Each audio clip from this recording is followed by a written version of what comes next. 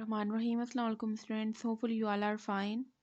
So chapter 15 Environmental Chemistry Part 2 Water. आज का हमारा टॉपिक है Types of Hardness of Water and Methods of Removal of Hardness. So Types of Hardness of Water.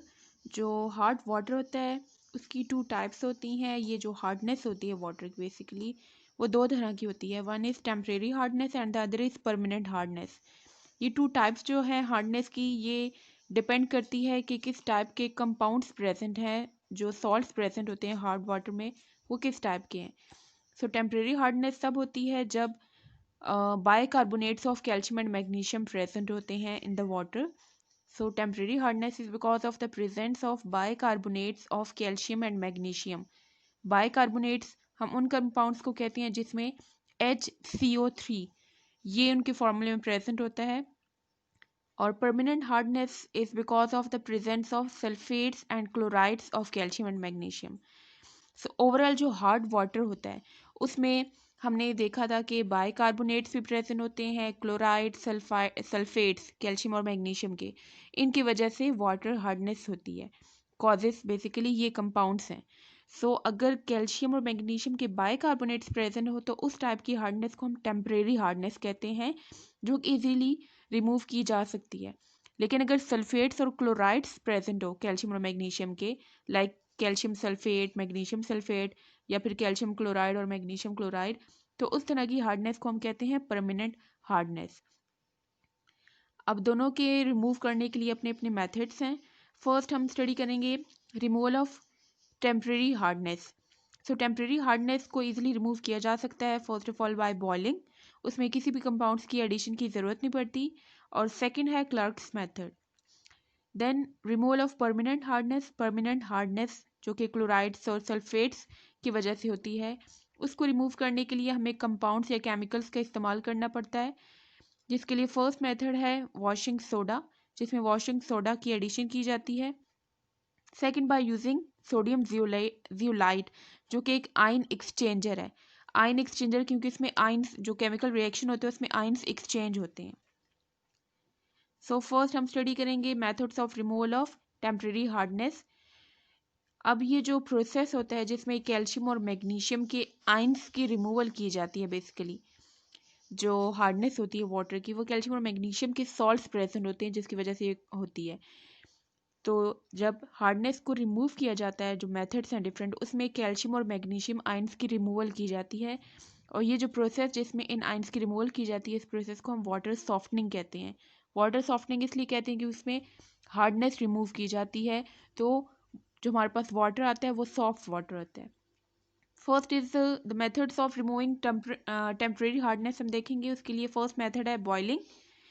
So on boiling calcium bicarbonate या magnesium carbonate वो decompose होता है. Boiling में हम क्या करते हैं, हीट करे होते हैं, हीटिंग से हम उसको टेम्परेचर प्रोवाइड कर रहे हैं.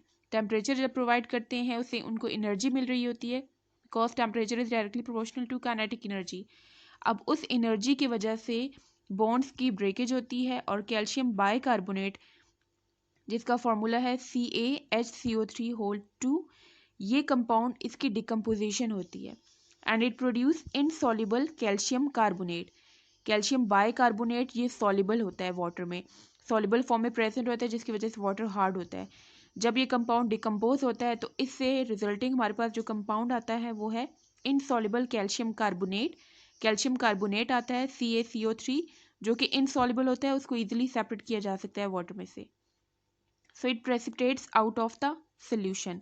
प्रेसिपिटेट्स कहते हैं जैसे कि मक्खन बनाया जाता है जब, तो वो जो मक्खन होता है वो लस्सी में से प्रेसिपिटेट होकर ऊपर आ जाता है, तो उस तरह की प्रेसिपिटेशन आ जाती है, इसको इजीली सेपरेट कर सकते हैं.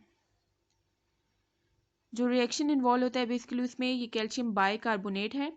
इसको जब हीट किया जाता है तो इसके रिजल्ट में हमारे पास आता है calcium bicarbonate, carbon dioxide and water. So ये बेसिकली जो हमने कॉजेस पढ़ी थी हार्डनेस ऑफ वाटर की, उसमें हमने ये रिएक्शन देखा था. ये उस रिएक्शन का ऑपोजिट है. उस रिएक्शन में हमने देखा था कि रेन वाटर कार्बन डाइऑक्साइड को डिसॉल्व करता है और कार्बन डाइऑक्साइड और रेन वाटर की प्रेजेंस में ये जो कंपाउंड्स है कन्वर्ट होता है बाइकार्बोनेट में. तो ये उसी रिएक्शन का रिवर्स है जिसमें बाइकार्बोनेट वापस से कन्वर्ट हो जाता है इनसॉल्युबल कैल्शियम कार्बोनेट में। नेक्स्ट हमारे पास मेथड है क्लर्क्स मेथड।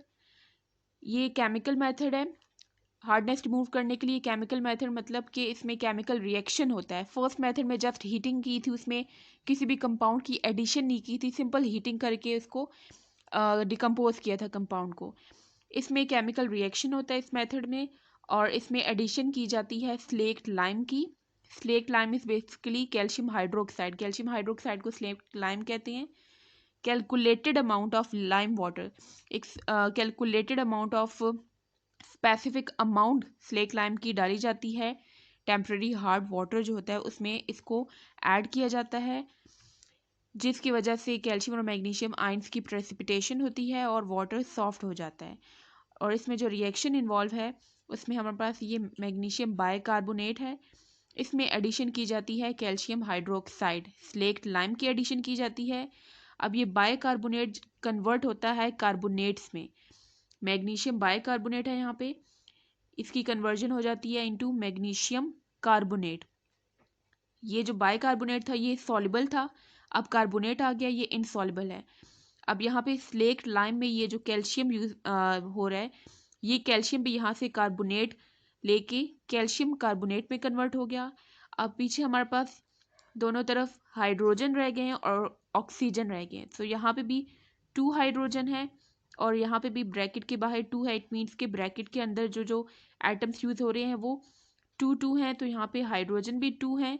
सो यहाँ पे 2 मोल्स ऑफ वाटर फॉर्मेशन होगी। इसी तरह से सिमिलरली कैल्शियम बाइकार्बोनेट की ब्रेकडाउन भी होगी। कैल्शियम बाइकार्बोनेट है, इसमें एडिशन की गई है कैल्शियम हाइड्रोक्साइड की, स्लेट लाइम की। अब फर्स्ट जो रिएक्शन था उसमें क्योंकि मैग्नीशियम बाइकार्बोनेट था तो एक तरफ मैग्नीशियम कार्बोनेट बना है और दूसरा ये वाला कैल्शियम भी कैल्शियम कार्बोनेट में कन्वर्ट हो रहा है। लेकिन यहाँ पे जो बाइकार्बोनेट है वो भी कैल्शियम का है और स्लेट लाइम में भी कैल्शियम यूज हो रहा है। तो ये दोनों ही कैल्शियम कैल्शियम कार्बोनेट फॉर्मेशन में इन्वॉल्व होंगे और जो वाटर हमारे पास हाइड्रोजन रह जाएगा वो वाटर फॉर्मेशन में इन्वॉल्व हो जाएगा। अब क्योंकि यहाँ पे कैल्शियम के 2 एटम्स है, यहाँ पे भी 1 कैल्शियम और ये सेकेंड कैल्शियम है, तो ये दोनों कन्वर्ट हो जाएंगे कैल्शियम कार्बोनेट में। आपने यहाँ पे बैलेंस करने के लिए 2 लगाना है। सिमिलरली वाटर के साथ भी यहाँ पे 2 लगाएंगे, 2 मोल्स ऑफ वाटर। क्योंकि यहाँ पे हमने 2 इसलिए लगाया है क्योंकि कैल्शियम, ये वाला कैल्शियम स्लेक्ट लाइम वाला और बाइकार्बोनेट वाला कैल्शियम, ये दोनों ही कैल्शियम कन्वर्ट हो जाएंगे कार्बोनेट में। सो यहाँ पे 2 मोल्स ऑफ कैल्शियम कार्बोनेट की फॉर्मेशन होगी और वाटर भी 2 मोल्स बनेंगे जैसे कि फर्स्ट रिएक्शन में बने थे। सो ये सिंपल सी रिएक्शन है। Thank you so much for watching. इसके अलावा आपके जितने भी रिएक्शंस जिस जिस टॉपिक में जो भी रिएक्शंस मेंशन है उन सब रिएक्शंस की आपने रिटर्न प्रैक्टिस करनी है, अच्छे से समझ के करनी है आपने कि किस टाइप के रिएक्टेंट्स हैं, वो किस तरह से आपस में रिएक्ट करते हैं, कौन कौन से बॉन्ड ब्रेक्स हो रहे हैं, कौन सा एटम किसके साथ रिएक्ट करके किस टाइप के प्रोडक्ट्स बना रहा है। ये सब आपको तभी समझ आएगी जब आप प्रैक्टिस करेंगे। तो आपने हर एक रिएक्शंस की एटलीस्ट 5 टाइम्स प्रैक्टिस करनी है। Thank you so much for watching. See you next time. Allah Hafiz.